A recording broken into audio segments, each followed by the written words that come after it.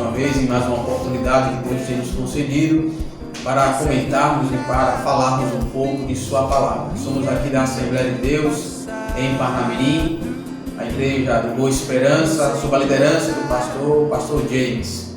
Estamos aqui com o professor Isaías e comigo o professor Reitz, e nós iremos falar, discutir e aprender um pouco mais a lição de número 8, que tem como título Comprometidos com a Palavra de Deus. Mas antes, não se esqueça também de se inscrever no nosso canal, de dar o like e compartilhe com aquelas pessoas que você conhece, para que a Palavra de Deus possa alcançar cada vez mais os corações, amém? Porque sabemos que é a palavra que transforma, que dá vida e que liberta. Então a lição de hoje, dando continuidade ao tema, é sobre a Palavra de Deus, comprometidos com a Palavra de Deus. E o texto-alvo se encontra no livro de Lucas, no Evangelho de Lucas, capítulo 11, versículo 28, que diz o seguinte: bem-aventurados que ouvem a palavra de Deus e aguardam. E a verdade prática diz o seguinte, conforme o comentarista da lição: a autoridade divina da Bíblia deriva de sua origem em Deus. E isso por si só encerra a suprema autoridade das Escrituras, como plena e total garantia de infalibilidade. Quer dizer que a autoridade da Bíblia é devido à origem, o qual nós iremos discutir aqui ao longo da lição, que tem a sua origem em Deus. O textuário, o qual você poderá ler com os seus alunos, poderá ler em outro momento, se encontra na segunda carta de Paulo ao Timóteo, capítulo 2, dos versículos 14 a 19, e na segunda carta de Pedro, capítulo 1, versículo 20 e versículo 21. Então a nossa lição temos aqui falar hoje sobre a autoridade da Bíblia.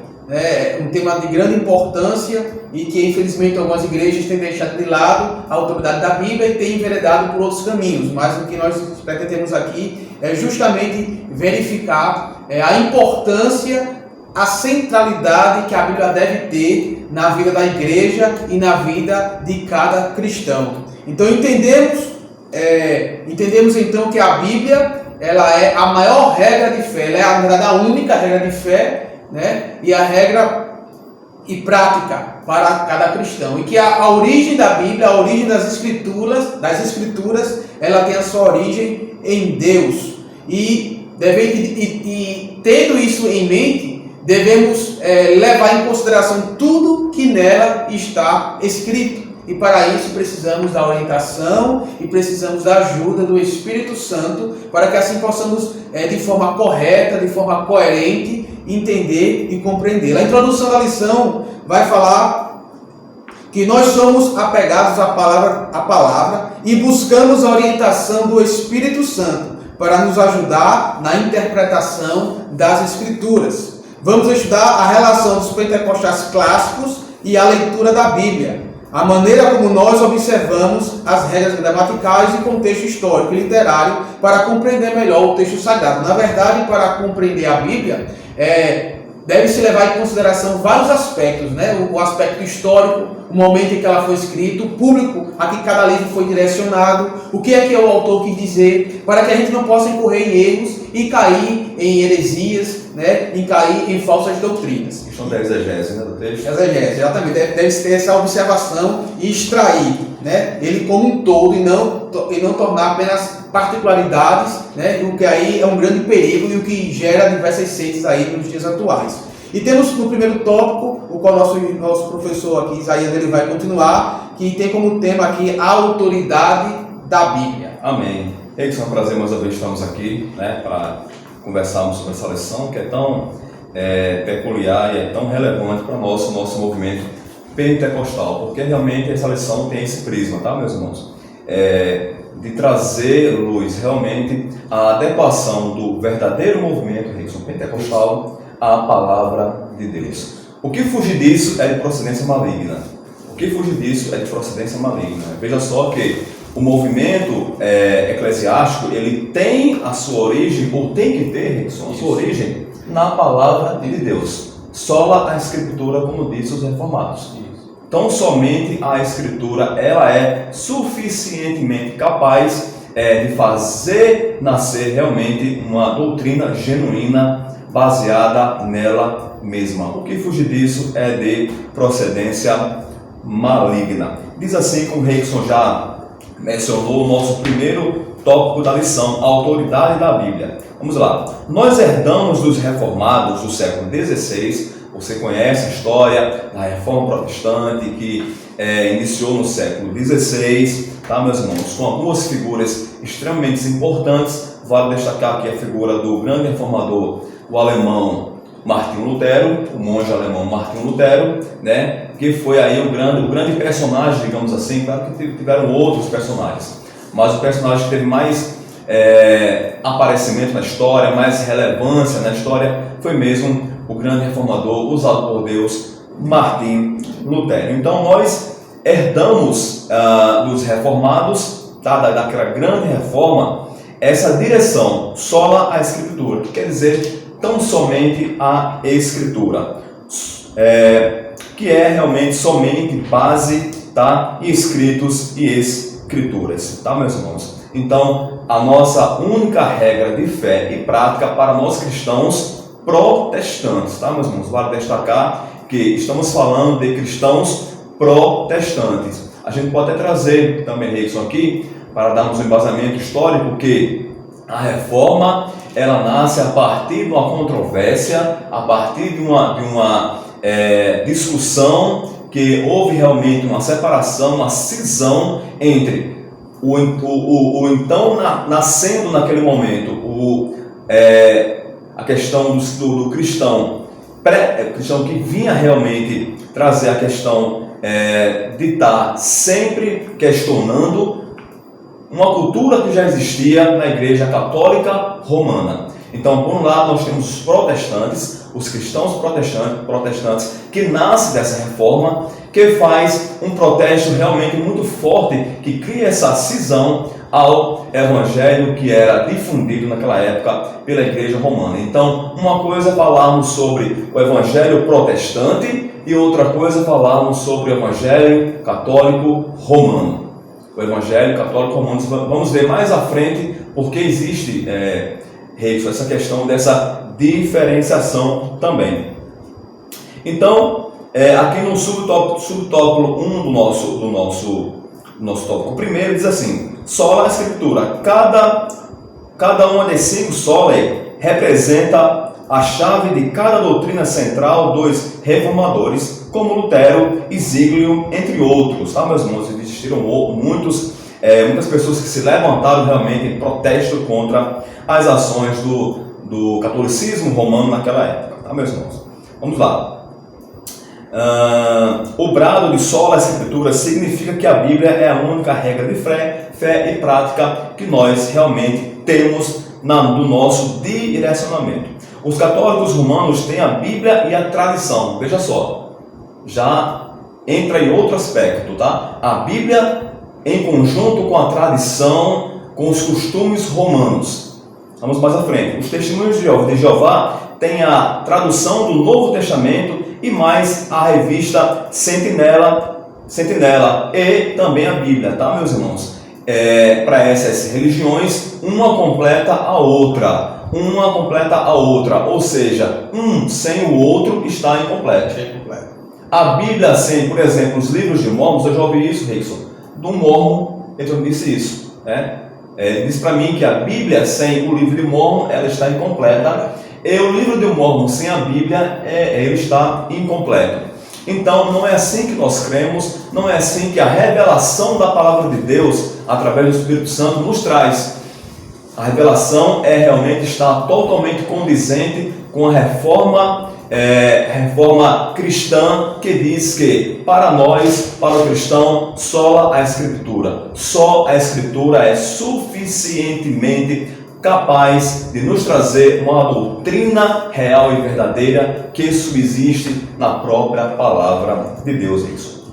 Exatamente. Então, tendo essa base, né, na nossa regra de fé e prática, né, diferente de outras religiões, de algumas seitas, A Bíblia ela é suficiente, né? Então, como ela é suficiente? Porque nós cremos que a origem da Bíblia é o próprio Deus. É bem verdade que na sua execução ao longo dos anos, ele utilizou de pessoas, né? Das mais diversas categorias sociais, príncipes, reis, profetas, boiadeiro como Amós, né, médico como Lucas, enfim, diversas pessoas das diversas classes sociais para escrever, para executar. Porém, todas elas foram inspiradas e orientadas pelo mesmo Espírito, o Espírito de Deus. Então, por isso, queremos que a Bíblia ela é infalível e ela é inerrante em toda a sua dimensão, né? Não há erros. Às vezes há uma dificuldade de interpretação, uma interpretação equivocada por parte de alguns, mas a Bíblia em si, ela é inerrante, né, em toda a dimensão, ela é completa e ela é infalível. Só pegando o gancho, Reison, ela jamais pode ser atualizada. Exatamente. Ela jamais pode ser atualizada. Por quê? Porque a Bíblia ela é mais atual do que o dia de amanhã. Ponto final, né? Existiu uma polêmica trazida por um certo pastor que um determinado livro da Bíblia teria que ser atualizado para se adequar ao contexto social que nós estamos vivendo agora. Isso é mentira do diabo, tá, meus irmãos? E isso não é de hoje. Exato. Muito tempo que existe essa tentativa realmente de adequar a Bíblia ao contexto social. E não é assim, porque a sociedade é que tem que se adequar à palavra de Deus, não ao contrário. Então a Bíblia ela nunca estará passível de atualização, jamais. Então, nesse contexto, a Bíblia ela é atemporal, né? Sim, ela sobrepõe o tempo, né? Ela não se adequa à região geográfica, né? E não se adequa e não se determina um tempo para ela. Ela é atemporal, exatamente. Está acima da cultura, está acima de qualquer costume. Na verdade, por isso que ela é a nossa única regra de fé, de crença e de prática. A nossa vida cristã, ela deve ter a sua maior inspiração e a sua maior observação na palavra de Deus, na palavra revelada de Deus. Claro. E já entrando no subtópico, de número 2, onde diz os nossos fundamentos, aqui nós lembrando que estamos falando do movimento pentecostal, né, os pentecostais, e que aqui nesse tópico o comentarista vai falar que, por vezes, há uma interpretação e um entendimento equivocado em relação aos pentecostais, né, o qual nós estamos aí incluídos, o qual muitos que não são pentecostais entendem que os pentecostais ele além da Bíblia, ele tem a sua regra de fé e prática baseado nas emoções e até mesmo em crenças no cânon aberto, quer dizer, é como se os pentecostais estivessem abertos a novos ensinamentos, a novas inspirações, alguns dizem até de uma revelação continuada, aberta de Deus, e que permitiria aí sim acrescentar alguma coisa, alguma ideia a mais, ou até mesmo retirar. E isso é um equívoco. E esse é um equívoco terrível, tá, meus irmãos? Infelizmente, existem algumas igrejas reformadas que têm essa ideia de nós pentecostais clássicos, vale colocar, né? Não são os neopentecostais, nós pentecostais clássicos, que temos a questão do cânon aberto. Isso irmãos, isso é terrível, tá? A Bíblia realmente, ela quando foi executada, quando foi finalizada, ela é suficientemente capaz de ser a única doutrina que nos leva para o céu. Então, exatamente, nós queremos então um cânon que já se encerrou, né, na era apostólica, se encerrou, então tudo que já foi introduzido, conforme a Bíblia está sendo aqui apresentada, é o que nós queremos. E nisso, no caso da Assembleia de Deus, temos aqui a declaração de fé das Assembleias de Deus, que diz o seguinte, apenas um pequeno trecho: a Bíblia é a nossa única regra de fé e prática. Não necessitamos de uma nova revelação extraordinária ou pretensamente canônica. Então isso aí está bem claro na nossa declaração de fé, que nós não temos essa intenção, né? É apenas talvez uma má interpretação de alguns em relação aos pentecostais, mas que nós temos realmente a Bíblia com a única regra de fé e prática. E tudo que se baseia com os credos, com as declarações de fé, elas são baseadas e averiguadas dentro da palavra de Deus. Com certeza. Antes de nós entrarmos aqui no subtópico 3, meus irmãos, eu queria só voltar um pouquinho mais no 2, porque traz um termo cessacionista, para que você fique, meu irmão, ciente do que se trata esse termo. Cessacionismo quer dizer que são aquelas igrejas reformadas que acham, Rickson, que os dons espirituais eles cessaram, né? Cessaram, acabaram, ficaram lá em Atos, no livro de Atos, ficaram lá no Velho Testamento, com os profetas, acabaram, né? E, contrapondo a isso, para que o irmão saiba, existem também os continuistas, os reformados também, continuistas, meus irmãos, que são aqueles reformados que acreditam como nós, pentecostais, que os dons espirituais, as manifestações do Espírito Santo, elas continuaram e faz parte também da nossa vida, do nosso contexto histórico também. Então nós temos, por um lado, os cessacionistas que dizem que cessaram, mas também temos reformados continuistas que acreditam como nós que o Espírito Santo ainda atua com revelações baseadas na Bíblia, tá? A revelação ela tem o seu fundamento na palavra de Deus, não o contrário, tá, meu irmão? Se for uma revelação que está fora da Bíblia, ela não tem procedência divina, jamais.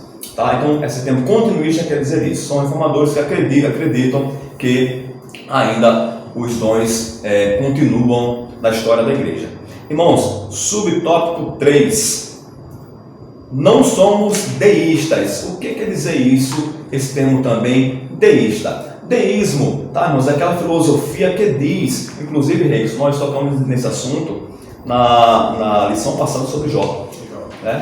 Os irmãos, não sei se os irmãos lembram, mas toquei aqui sobre esse assunto do deísmo. Então, o deísmo, meus irmãos, é uma filosofia que diz que aceita, Rickson, que existe realmente a divindade, existe Deus e tudo mais, só que esse Deus ele está totalmente à parte do ser humano, está totalmente distante, não se relaciona com o homem de maneira nenhuma. E o escritor aqui da lição, ele traz um exemplo como se fosse assim, um relógio, né? Como um relojoeiro que dá corda a um relógio e esquece dele. É como se Deus criasse toda a criação e simplesmente deixasse ela se virar a seu bel prazer, esquecesse da criação a partir daí. Nós somos teístas, meus irmãos, é diferente. Nós somos teístas. Isto é, cremos que Deus não está longe de cada um de nós. Cremos que existe um Deus que se relaciona com o homem diretamente, através, primeiramente, da sua palavra,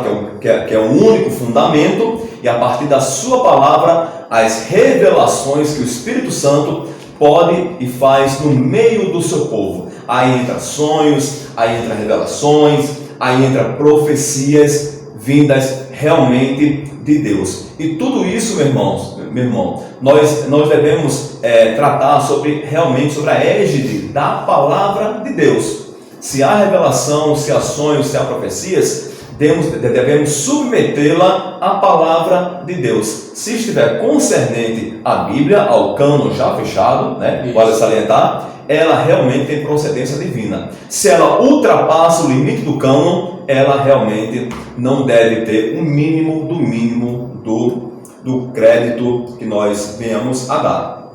Adiantando um pouquinho, meu irmão, nós vamos chegar aqui já na última parte desse escritório que fala assim: essa revelação não se reveste de autoridade canônica para a igreja, tá, meus irmãos? Olha só, a questão das revelações.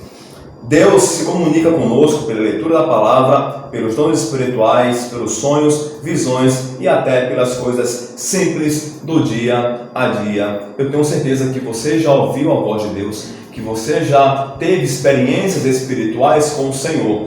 Porém, isso não traz uma força canônica para a igreja. Né? O cânon, aquilo que a igreja tem como base doutrinária, está aqui, é a palavra de Deus. Isso são experiências pessoais que Deus trata com você, porque você, como um grande teísta, acredita que Deus é um Deus relacional, que Deus quer ter um relacionamento com o homem, de acordo com a história.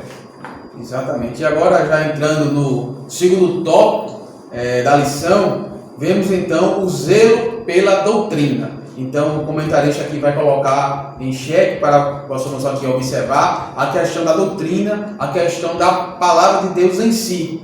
E aí ele vem falar justamente sobre a importância, né, que a Bíblia precisa ser interpretada para que possa melhor ser compreendida, né? Então, em alguns momentos você não pode levar em consideração ao pé da letra algumas palavras, porque a Bíblia também ela é um livro que em alguns momentos ela vai falar de algo localizado, algo cultural em algum determinado momento, mas que ao mesmo tempo serve de princípios além do tempo. Então há coisas na Bíblia que ela está literalmente falando ao povo de Israel. Sim. E há coisas na Bíblia que ela se estende não só ao povo de Israel, mas aos gentios, né, o qual nós estamos aí nessa categoria, inseridos. Então é preciso essa interpretação, é preciso essa compreensão do contexto, né, e para evitar justamente heresias, más interpretações e até mesmo alguma contradição dentro da igreja. E diante disso é que surgem os credos e as confissões. Então os credos e as confissões das igrejas como instituição,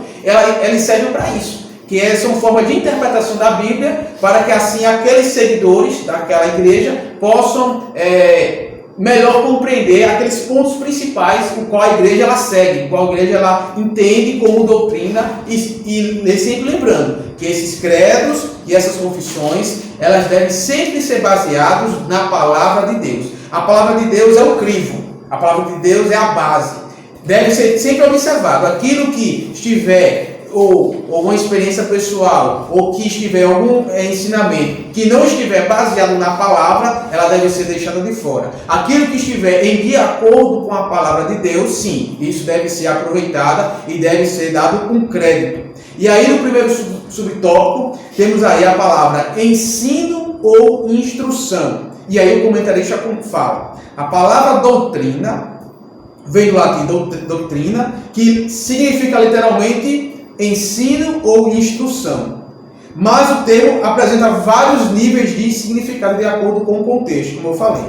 Quando o texto sagrado expressa, né, que está lá em Atos capítulo 2, versículo 42, e perseveraram na doutrina dos apóstolos, a Bíblia está falando que aqueles cristãos perseveraram no ensino dos apóstolos, naquilo que os apóstolos ensinaram baseado nas Escrituras. Então, nesse contexto, a palavra doutrina significa ensino, significa instrução. Então, a igreja ela veio crescer baseado na instrução, no ensino em que os apóstolos proferiam. E o que os apóstolos proferiam eram as Escrituras. Então, é nisso que nós cremos, né? Nós pentecostais temos nossos credos e nossas confissões baseados justamente nessa doutrina, na doutrina dos apóstolos, quer dizer, nos ensinos, nas instruções dos apóstolos, que são baseadas na própria Escritura. Então, é só para, novamente, relembrar que tudo, os credos, as confissões, a base doutrinária, ela deve ser a própria palavra de Deus. É a palavra de Deus, no qual nós podemos compreender o que Ele quer de nós, o que Ele espera de nós, o que nos aguarda, o que a palavra de Deus vai nos revelar, aquilo que nós somos, né, a nossa condição. Então tudo está na palavra de Deus. Então a palavra de Deus é a fonte primária, né? Quando se faz algum estudo, alguma pesquisa, existe a fonte primária, a secundária, vários tipos de fonte, o qual você vai ali extrair o conhecimento. Então, para o cristão, a palavra de Deus deve ser a fonte primária. Tudo que você até possa ler livros, possa ler alguns estudos, possa buscar outros conhecimentos, mas a fonte primária, a fonte básica da vida cristã deve ser a palavra de Deus, porque é nela que revela a verdadeira doutrina, quer dizer, a verdadeira instrução, o verdadeiro ensino, né, para a nossa vida. Não só a nossa vida baseada na fé, mas na vida prática, na vida do dia a dia, no nosso cotidiano.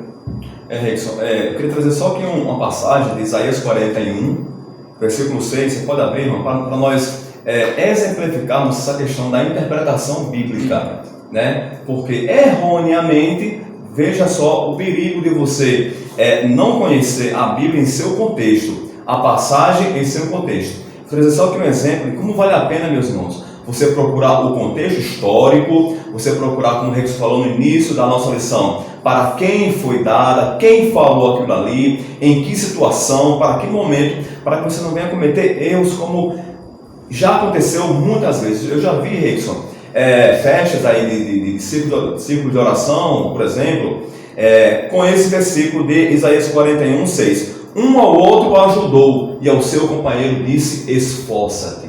Né? Isso é uma frase, uma oração linda, né? Um ao outro ajudou e ao seu companheiro disse, esforça-te. Só que o detalhe aqui são dois idólatras conversando, um ourives, e o outro que fazia de madeira o seu ídolo, dizendo: vamos fazer sim, vamos lá, coragem para fazer, porque esses ídolos nos vão livrar do rei que aí vem. Esse rei é um rei levantado por Deus, tá? Para trazer juízo sobre a terra. E lá na frente, menos para Israel. No versículo 10, Deus diz para Israel: não temas você, Israel, porque eu sou contigo.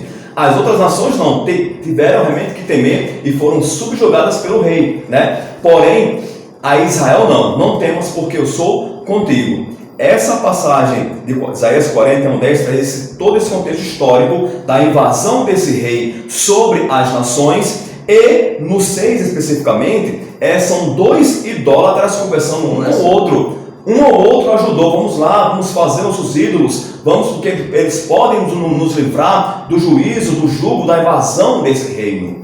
Tá, irmãos? Então, se eu pego esse versículo e trago para a minha vida, eu estou trazendo algo que não vai me abençoar, né? Isso. Porque foi realmente dois idólatras conversando e encorajando um ao outro. Daí está, meu irmão, um grande exemplo da interpretação contextual, histórica da palavra de Deus.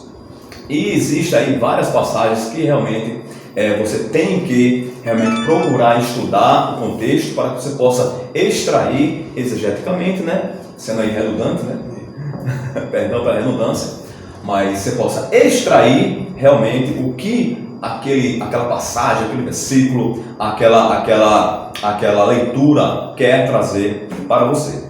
Meus irmãos, vamos lá adiantando, Rickson, conteúdo da fé. Diz assim: a palavra doutrina se aplica também a um corpo básico e coerente do ensino cristão, né? Doutrina é uma coleção de ensinos realmente que serve como base, como direção, né, para uma instituição, entendeu? Para que ela possa realmente ter ali o seu norte. E a doutrina adotada pelas Assembleias de Deus, pelas igrejas pentecostais clássicas, é a sã doutrina. É aquilo que os profetas, é aquilo que Jesus, é aquilo que os apóstolos realmente pregaram e deixaram no cano fechado, meus irmãos. Mais à frente fala assim: trata-se do ensino sistemático, tá, meu irmão? Ou seja, é um grande sistema de ensino sobre os dados da revelação. Essa revelação aqui, a palavra de Deus. A fonte do conteúdo doutrinário é a palavra de Deus, auxiliada pela experiência cristã e com a ajuda do intelecto humano.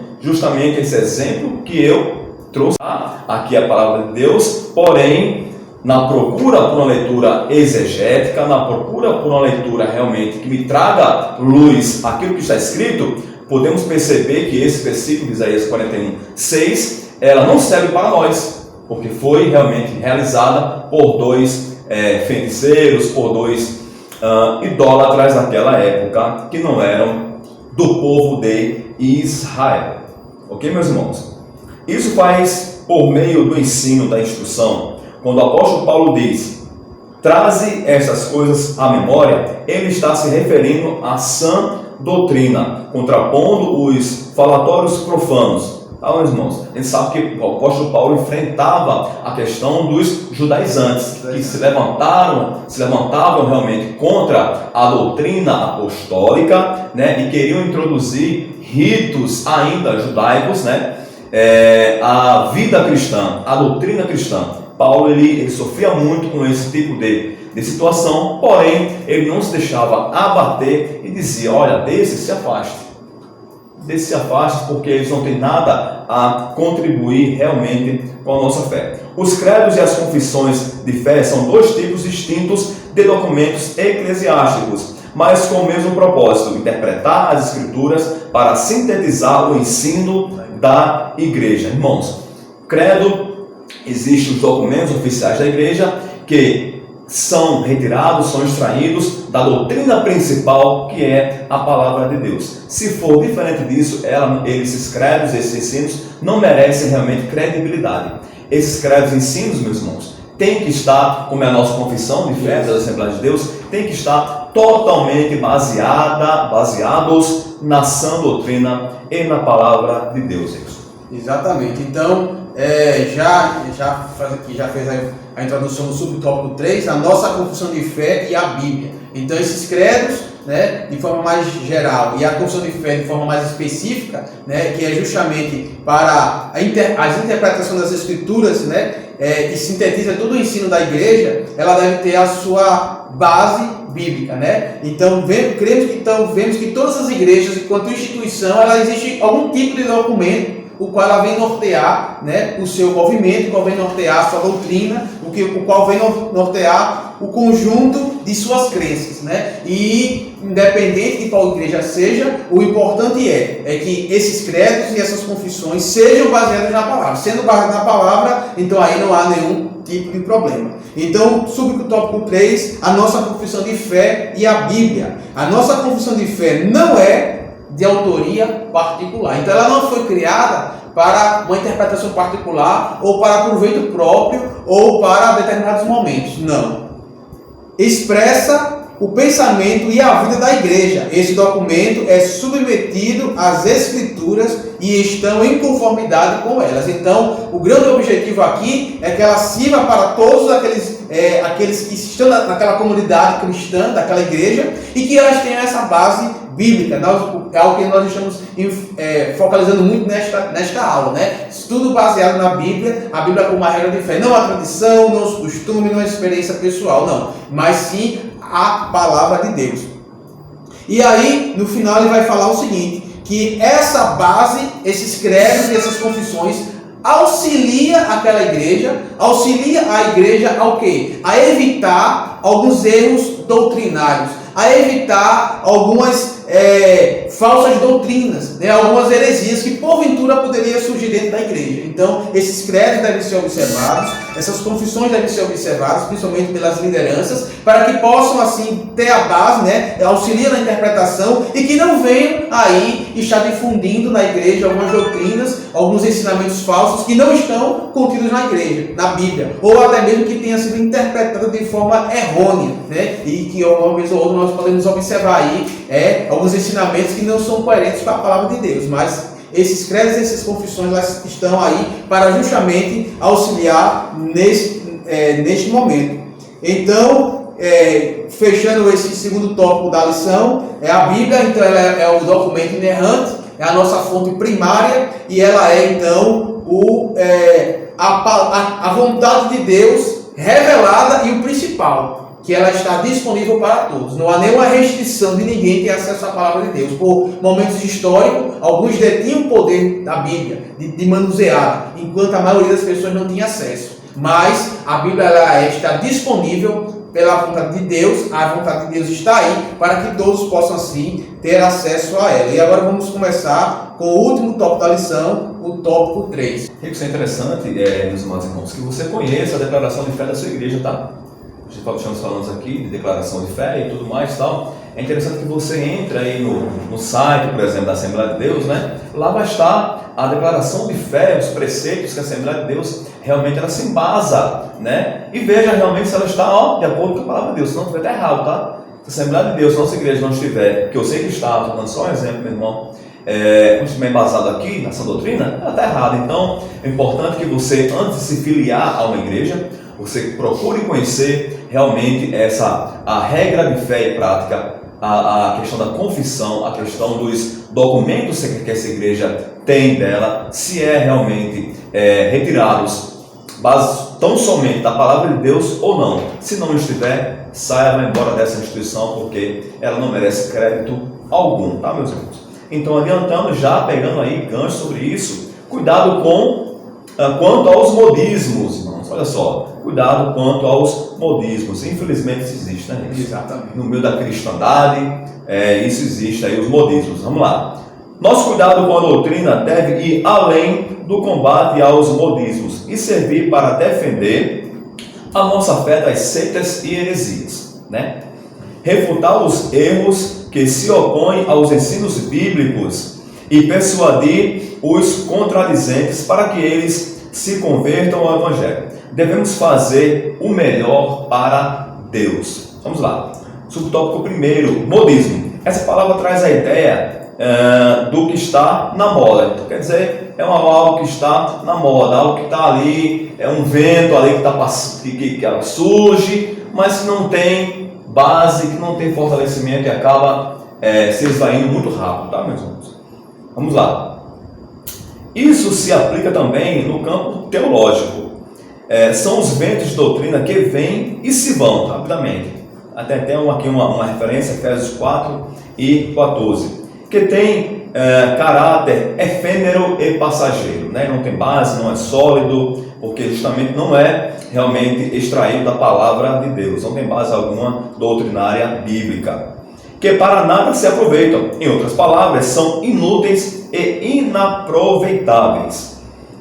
Quem não se lembra aí do dente de ouro, né, meus irmãos? Vamos lá, Deus fazendo nascer dente de ouro na boca dos irmãos, a unção do caicai, tá? O sopro santo, o G12, a febre dos anjos e das outras aberrações doutrinárias que já surgiram no contexto cristão, no contexto das igrejas, lembre, neopentecostais. As igrejas clássicas, como a Assembleia de Deus clássica, não aceita, muito pelo contrário, refuta esse tipo de situação, porque não tem proveito espiritual algum para a vida, porque não tem base realmente bíblica. E onde estão esses movimentos? Acabaram. Se foram, né? A gente lembra que em discussão sobre o evangelho que o apóstolo pregava, alguém disse: olha, se for dos homens, acaba, né? Mas se for de Deus, ele continua. E a nossa doutrina vem aí de séculos e séculos e permanecerá de séculos e séculos nessa terra, até a volta do nosso Senhor e Salvador Jesus Cristo para arrebatar a sua igreja. Mas existiu, infelizmente, no contexto aí neopentecostal, esse tipo de situações que não merece crédito algum de nenhum cristão que conheça minimamente a palavra de Deus. Não deixe se levar por esse tipo de coisas, né? São práticas exóticas, né? Diferentes, sem o conhecimento adequado da palavra de Deus. Coloca copo em cima da televisão. Hoje é difícil colocar o copo em cima da televisão, né? A televisão bem fininha, tem que ficar equilibrando ali, tem que ficar segurando o copo, né? Mas são práticas, meus irmãos, que não têm base bíblica. Então, se não tem base bíblica, não merece o mínimo do crédito de qualquer cristão. Exatamente. Então, são obreiros, o segundo tópico que a gente fala sobre isso, apresentar-se aprovado, procura-se apresentar-se a Deus aprovado, e aqui nesse subtópico ele vai falar justamente de maus obreiros fraudulentos, né? Obreiros o qual desde o início da igreja ali, o qual já foi falado pelo professor Isaías, Paulo ele enfrentou esses obreiros, esses hereges, que ali estavam os falsos mestres, falsos doutrinadores, ensinando aí heresias, né? E aí esses obreiros também continuam nos dias atuais, né? Esses ensinamentos fraudulentos, esses ensinamentos, mas a palavra ensina que um dia eles serão desmascarados e diante de Deus serão reprovados. Mas o que Paulo vem exortar aqui, o qual a cada um não serve apenas para aquele momento, mas para cada um de nós, é que devemos estar disponível para Deus e nos apresentar a Ele aprovado. E o que quer dizer isso? É que possamos estar aprovados, sermos testados por Deus e estarmos aptos para servi-lo, né? Para assim trabalhar em sua obra. Por quê? Porque devemos sim ser aprovados, porque nós devemos ter a nossa base na palavra de Deus. Então, é essa orientação que Paulo ele faz ali a Timóteo, né? De apresentar-se aprovado diante de Deus, quer dizer, que Deus possa observar para Timóteo, observar para mim e para você, e possa ver em nós o verdadeiro cristão que tem a nossa vida baseada e pautado em sua palavra.